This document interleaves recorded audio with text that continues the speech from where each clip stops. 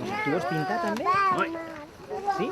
Els nens i nenes de Viladecans tenen una cita als matins de diumenge perquè torna la Jugateca Ambiental, amb l'estrena d'una nova ubicació al Parc de la Torre Roja.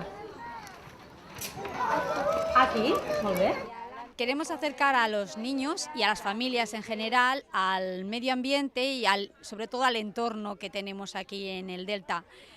Y una de las actividades será anillar a los pájaros y reconocer a diversas aves que vienen, que aprovechan la migración y que tendremos aquí muy pronto.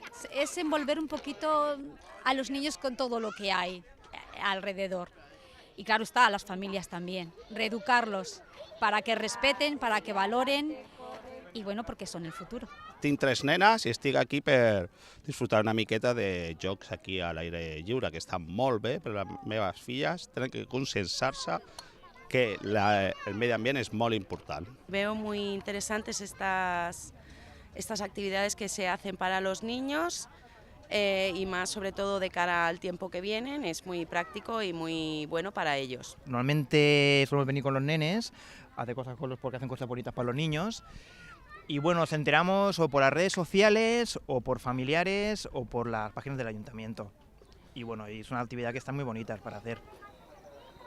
Fins al primer diumenge de juny, pares i fills podran aprendre junts el valor del medi ambient i la importància de la biodiversitat per mitjà de diferents propostes lúdiques com són els jocs de taula, tallers i itineraris guiats per explorar i descobrir el parc.